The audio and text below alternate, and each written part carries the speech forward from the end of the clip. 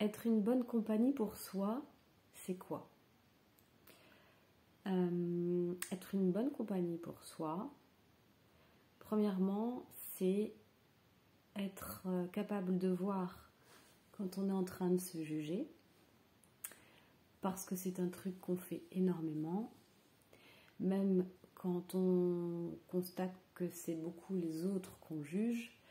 En général, quand on juge beaucoup les autres, c'est qu'on a beaucoup commencé par se juger soi-même. Méditer, vous voyez comment ça résonne chez vous quand je dis ça, mais en général on reporte sur les autres parce qu'on va projeter sur les autres, mais souvent déjà ça, au départ ça parle de soi. Être une bonne compagnie pour soi, c'est quand on repère qu'on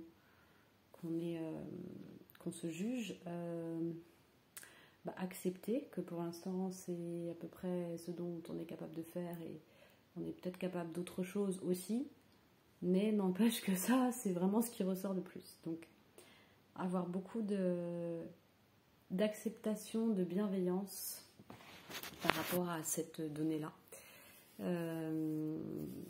Voilà, petit déroulement logique mais nécessaire, en tout cas à mon sens.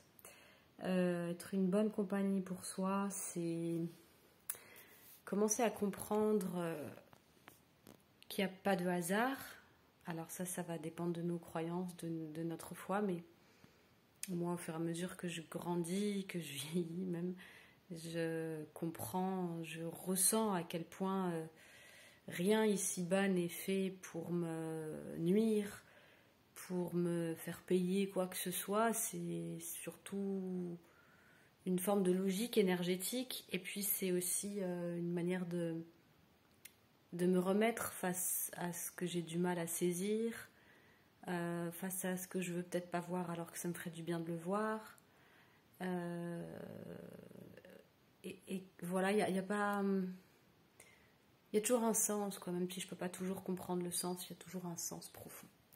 Est-ce qu'il faut comprendre le sens de tout? Je ne sais pas. Ça, franchement, je ne sais pas. Je pense que c'est compliqué. Mais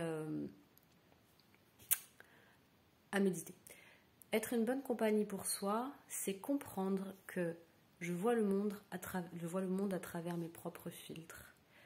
Et être conscient de ça tout le temps. Ça veut dire quoi? Ça veut dire que je vois le monde à travers ma fenêtre, de mon point de vue. Imaginez, vous êtes sur un point de la Terre, un point GPS, un point localisé du GPS. Il va vous mettre là où vous êtes, hein, ça correspond à un code. Personne d'autre, à part peut-être un oiseau qui est au-dessus de vous, personne d'autre n'est exactement à ce même point et donc n'a ce point de vue et à ce même décor, n'est à cet endroit. Donc il n'y a que soi qui voit ce qu'on voit à notre endroit, et donc c'est normal qu'on n'ait pas la même vision, et ça c'est quelque chose qu'il faut accepter.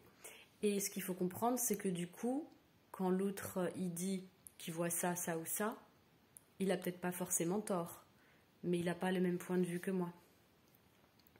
C'est con à dire, mais ça paraît débile, hein, mais c'est vachement symbolique et vachement important de comprendre que on est souvent, et c'est très rapide en fait, ça se fait comme un conditionnement, c'est très rapide.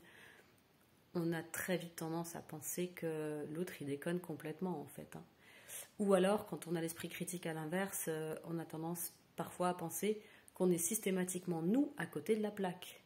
Hein, c'est souvent dans ce qu'on constate, on voit qu'il y a une forme de point un peu de neutralité, un point dans un sens et un point dans l'autre. Un extrême dans un sens, un extrême dans l'autre.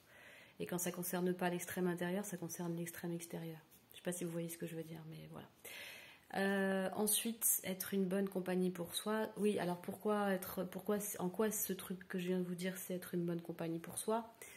C'est se souvenir en fait que parmi toutes les informations émises sur cette terre, parmi tout ce qui existe comme information, que ce soit dans le visuel, dans les 5 sens ou dans l'extrasensoriel, dans toutes les informations qui existent, je ne peux tel que je suis fichue, je ne peux filtrer qu'une partie des informations. Bien sûr que plus on est conscient, plus on est présent, plus on va capter de choses. Mais il n'en reste pas moins que je vais filtrer le monde à travers ma propre vision et je dois me rappeler que c'est le cas pour tout le monde et que c'est normal. Et de ce fait, ça doit m'aider à rester humble, ce truc-là, et à arrêter de penser que ou je suis vraiment une merde, que je ne comprends rien, ou alors que je suis omniscient, que je comprends tout, que je sais tout et que j'ai la vérité. Voilà, donc garder une forme de... Ok, on est plein d'humains, il y a plein d'éléments sur cette planète, plein de choses, et moi je fais partie de tout ça, tout cet univers-là. Je fais partie de je trouve plus le mot, de cet univers-là, mais je suis un petit bout et je filtre à travers mes propres filtres. Être une bonne compagnie pour soi, c'est bien respirer. Je vous dis ça parce que moi j'ai mis un temps fou à respirer correctement et je me surprends encore à respirer parfois, peut-être plus en apnée, mais à vraiment ne pas être consciente de ma respiration et ne pas bien faire circuler l'air dans mon corps. C'est un truc très basique et très con, mais c'est la base de notre santé physique en fait. Nos échanges chimiques, nos échanges biochimiques à l'intérieur, tout ce qui relie les choses entre elles à l'intérieur de notre corps, ça se fait via nos systèmes lymphatiques, sanguins, gazeux, l'échange d'air, etc. Et tout ça, ça se fait via les bons échanges en dioxyde de carbone et en oxygène. Et ça peut très très vite nous faire vriller, nous faire déconner quand ça circule pas bien. Et parfois, c'est un peu comme l'eau aussi, hein, boire de l'eau, truc très con, basique. Bah ouais. Tu peux aller voir 50 médecins parce qu'il y a un truc qui déconne en toi, mais si tu commences pas à bien respirer, à boire de l'eau régulièrement, tu vas faire dysfonctionner la machine. C'est comme si tu lui faisais faire du forcing en fait. Genre tu mets pas d'huile dans ta voiture, bah au bout d'un moment ça va pas glisser quoi, ça va pas le faire. Donc voilà. Être une bonne compagnie pour soi, c'est accepter que il y a rien de fondamentalement déconnant en nous dans le sens de on n'est pas des monstres, on n'est pas des mauvais êtres, mais il n'empêche, il n'en reste pas moins qu'on est conditionné, qu'il y a des tas de choses qu'on n'a pas pu digérer de nos vies, de notre histoire, de notre enfance, de certains traumas, de certaines choses qu'on a vécues, de notre rapport à nos parents, de notre rapport à la perte de nos parents, si ça a été le cas, de notre rapport à nos frères et sœurs, si on en a eu, à nos camarades. Enfin bref, tout ce passage de l'enfance où on n'était pas complètement fini, entre guillemets, dans notre construction mentale, notre construction émotionnelle, notre construction physique, nos hormones, tout ça, enfin bref, tout ce bazar-là, complexe, très bien structuré, mais mine de rien complexe, bah, y a des choses qu'on a vécues, ça nous a dépassés. Et on s'est aussi construit un personnage, et ce personnage, à un moment donné, il nous a bien aidés à survivre, mais il prend une place monumentale, on est engoncé dedans, et on s'y sent plus bien. Et quand on ne veut pas regarder ça, et qu'on fait du forcing, et ben on se fait mal, on se bousille la santé, on a l'impression qu'on se fait du bien, mais en réalité on empêche en fait ce travail qui doit se faire, qui est nécessaire de faire. C'est pas un travail, moi j'appelle ça une exploration en fait. Voilà, il y a des gens, ils vont sur des bateaux, ou peu importe à travers quel moyen de transport. Ils vont sur les bateaux et ils vont explorer. Qu'est-ce qu'il y a à te faire découvrir là? Il y a une île ici, il y a je sais pas quoi, il y a un nouveau continent, ils arrivent sur le continent, ils vont explorer, etc. Et ben c'est ça en fait qui est à faire avec soi, c'est j'explore les mécanismes dans lesquels je me suis peut-être enfermée alors qu'il y a peut-être d'autres choses de possibles.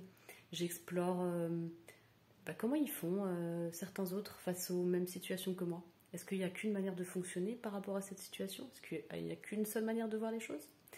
J'explore à la fois mon monde, j'explore un petit peu le monde des autres, en tout cas je le regarde parce que l'explorer en profondeur, il faut admettre que c'est compliqué, on n'est pas à l'intérieur de l'autre, hein, on est à l'intérieur de soi. En tout cas on regarde, qu'est-ce qui peut être inspirant, voilà, on explore en fait. Donc quand je parle de travail sur soi, ça peut aussi être quelque chose de... Oui, ça va être un peu un moment douloureux. Il ne faut pas se leurrer, ça va être un moment douloureux parce qu'aller dans la profondeur et aller regarder des choses qui fâchent, oui, bien sûr, on va arriver sur des choses douloureuses. Mais il y a plusieurs manières de vivre la douleur. Quand on sait que c'est à notre service et quand on sait que c'est pour refaire circuler l'énergie, qu'au final c'est pour remettre un fonctionnement qui tient la route et qui est beaucoup plus adéquat, bah ça vaut le coup quoi. C'est un peu comme quand on va mettre du désinfectant sur une plaie, ça pique, waouh, ça fait moins mal quand on n'en met pas. Mais au moins après ça aide, ça apporte quelque chose. Donc voilà, ça c'est être une bonne compagnie pour soi-même. Être une bonne compagnie pour soi-même, un autre truc qui me vient, parce que je vous fais la vidéo comme ça en spontané.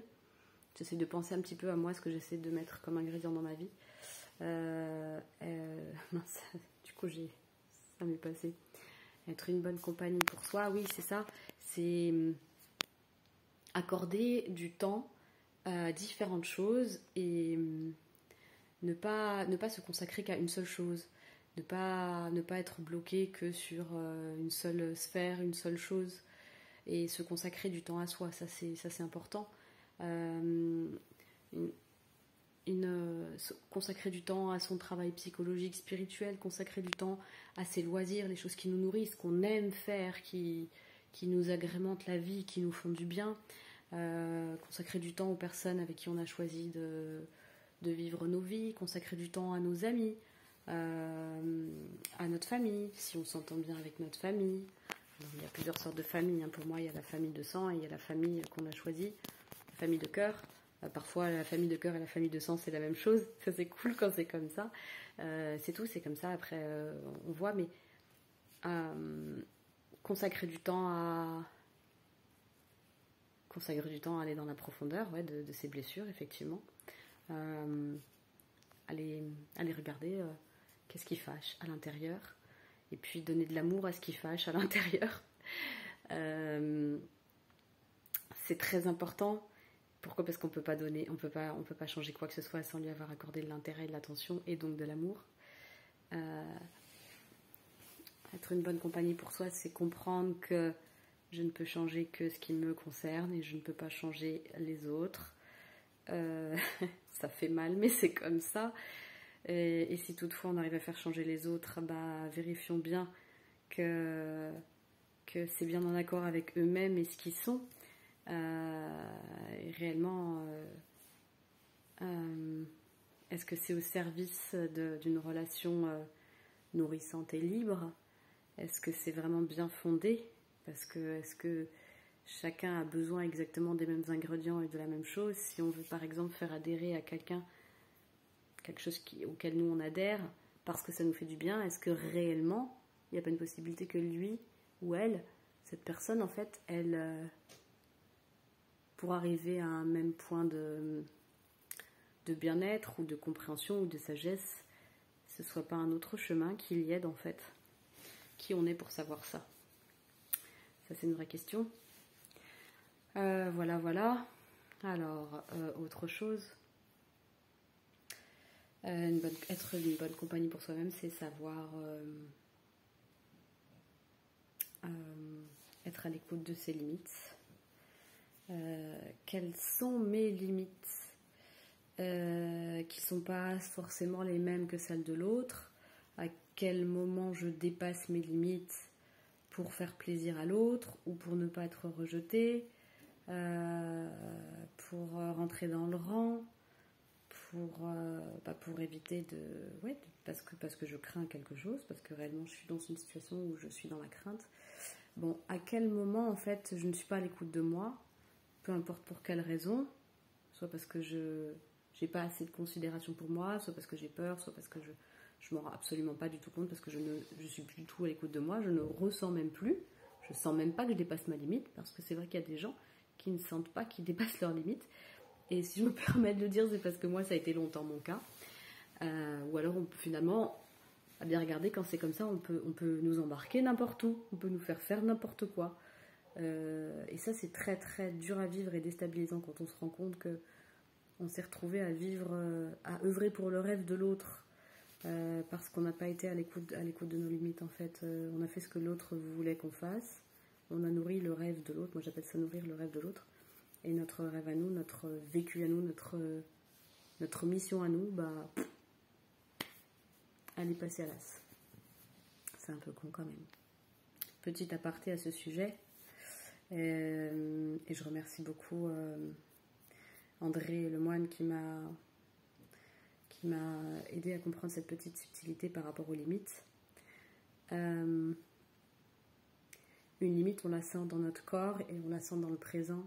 On ne peut pas la prévoir avec notre tête, on ne peut pas la projeter avec notre tête.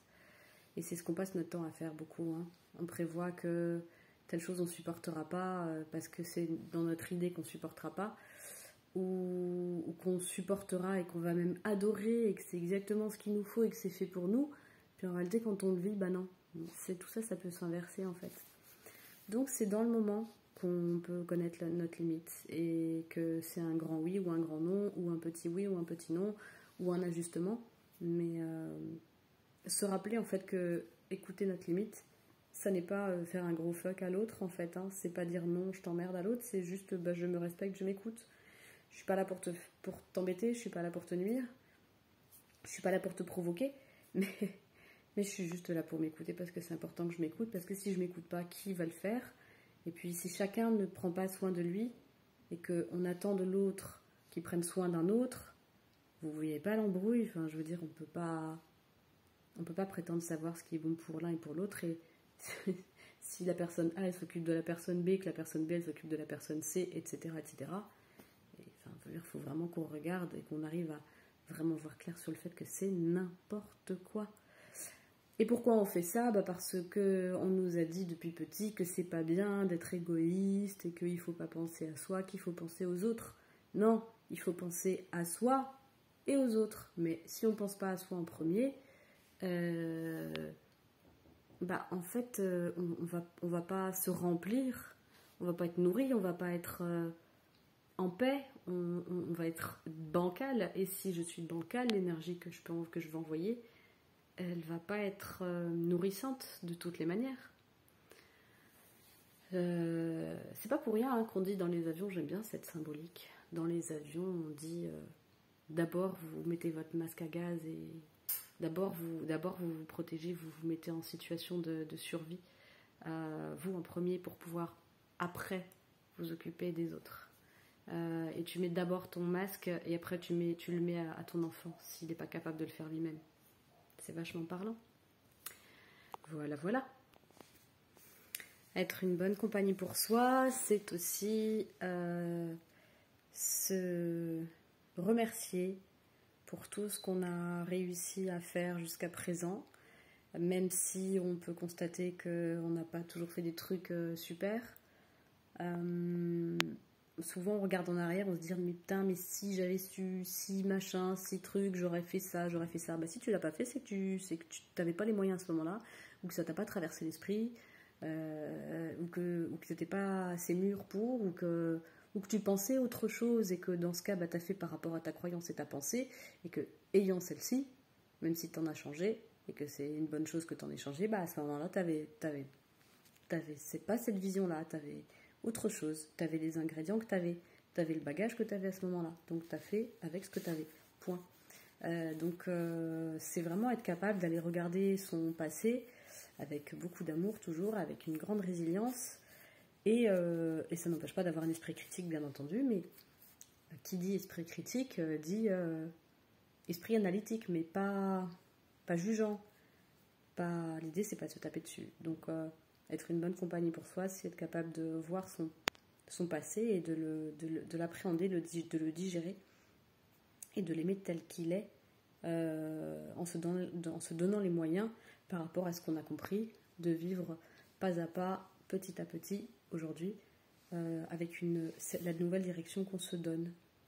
Être une bonne compagnie pour soi, ça me fait penser à la vidéo que j'ai faite juste avant, c'est comprendre la différence entre plein de choses. Là, je pensais à la volonté, je pensais à la détermination. C'est vraiment comprendre que il y a énormément de choses contre-productives. Il y en a beaucoup. Alors, du coup, j'ai pas tout en tête là tout de suite maintenant, mais je vais parler d'une chose, c'est par rapport à la volonté. La volonté est une chose importante, sinon ça n'existerait pas. Elle nous sert dans certains cas, mais elle n'est pas l'ingrédient principal et nécessaire au changement. Je vais parler d'intention claire. Une intention claire et la volonté, la détermination, c'est des choses différentes. La volonté, elle se situe là. La détermination, la volonté, elle se situe là. Genre, c'est du contrôle, en fait. C'est du contrôle. Et il y a des fois, par rapport à certaines disciplines, le contrôle est nécessaire. Mais pour régler des problèmes psychologiques, pour nous aider à guérir et à aller vers la rencontre de nos blessures, pour nous aider à faire preuve de résilience par rapport à notre passé, pour nous aider à changer des comportements qui sont devenus des comportements automatiques, notamment des dépendances, tout ça. Bien sûr qu'on pense que c'est la volonté. Moi, je l'ai cru très longtemps. Quand j'étais boulimique, j'ai cru très longtemps que je ferais disparaître mon symptôme en œuvrant dessus avec ma tête, ma volonté, ma détermination, ma discipline. J'ai tenté. Bien sûr que ça a marché à un certain moment, c'est-à-dire que je réussissais à contrôler, effectivement, mais je ne guérissais pas profondément mon symptôme à l'intérieur, c'est-à-dire que je colmatais une fuite, en quelque sorte, mais à un moment donné, une fois que le truc il marchait plus, qu'il était obsolète, c'est comme un pansement, une fois qu'il est tout crado, qu'il colle plus, il se barre.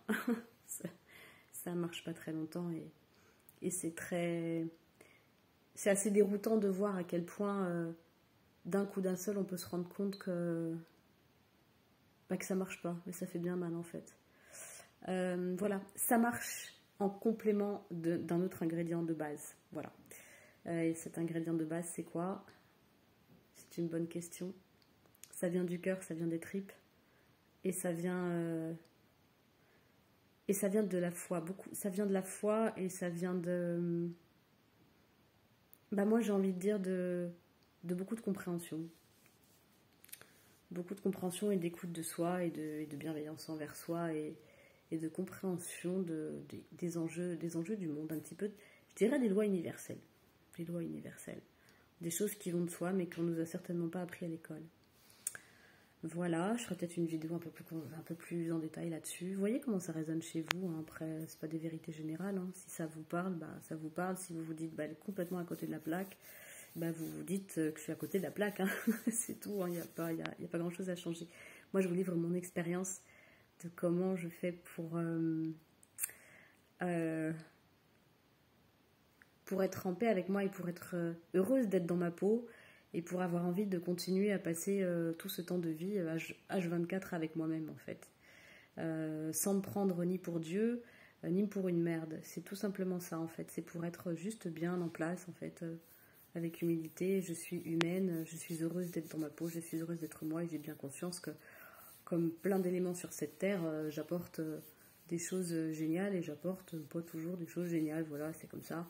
Je fais de mon mieux et c'est déjà très bien. Et être une bonne compagnie pour soi, c'est accepter que les choses prennent du temps. Être extrêmement doux dans le temps que prennent les choses. Être conscient que quand les choses se répètent, quand on a de nouveau une expérience qui nous semble similaire à vivre, déjà se rappeler qu'il n'y a pas une expérience similaire réellement, on ne refait pas, on fait de nouveau. Ça, c'est merci Philippe. Merci mon ami Philippe qui m'a aidé à comprendre ça. On ne refait pas, on fait de nouveau. Il y a une nouveauté dedans. Pourquoi? Parce qu'on grandit. Quoi qu'il se passe, c'est qu'on le veuille ou non, on grandit. La vie nous change, la vie nous bouge.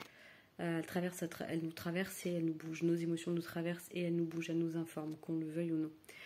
Et de ce fait, on ne refait jamais la même expérience parce qu'on n'est jamais vraiment la même personne et on n'est jamais vraiment face exactement aux mêmes choses. Par contre, il y a des mécanismes et il y a des enjeux qui se répètent et qui sont là pour nous montrer des choses.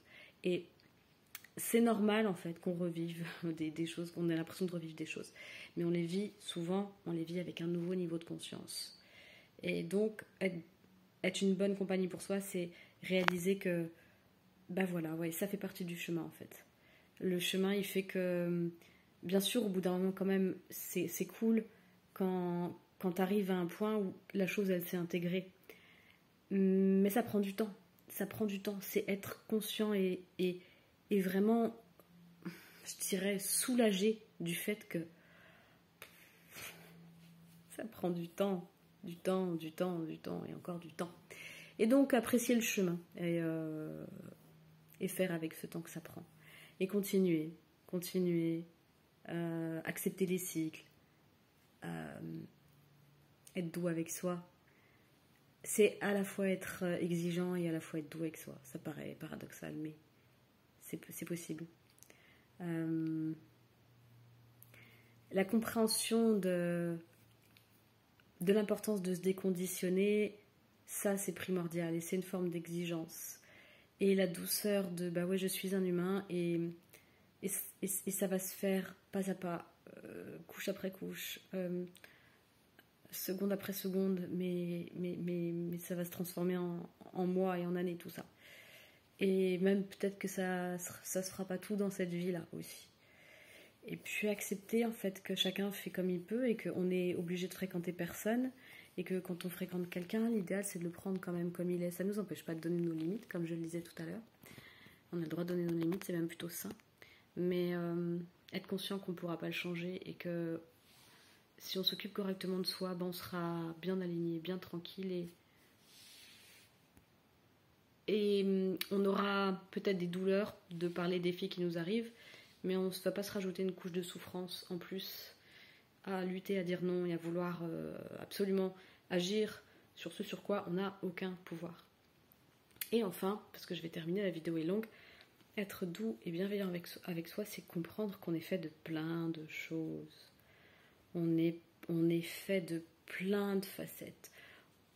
Paradoxal même. On a en nous plein d'archétypes, plein de symboliques, plein d'envies. On a en nous un personnage qui veut ça, et puis un autre qui veut ça, un autre qui veut le contraire, un autre qui rêve d'un truc, et puis l'autre qui rêve d'un truc complètement opposé. Enfin, on est vraiment, vraiment, vraiment rempli en fait de plein de choses, d'envies, de besoins, sans parler un peu de nos compulsions, etc. On est riche. Et je pense que l'idée après, c'est d'aller faire le tri entre ce qui vient nous pourrir la vie là-dedans et ce qui n'est pas au service du vivant en nous et autour de nous, et ce qui est plutôt mortifère en fait, et qui vient empêcher la fluidité et qui vient empêcher la rencontre entre les êtres en fait. La rencontre justement entre tous les êtres qui sont à l'intérieur de nous. Et parfois quand quelqu'un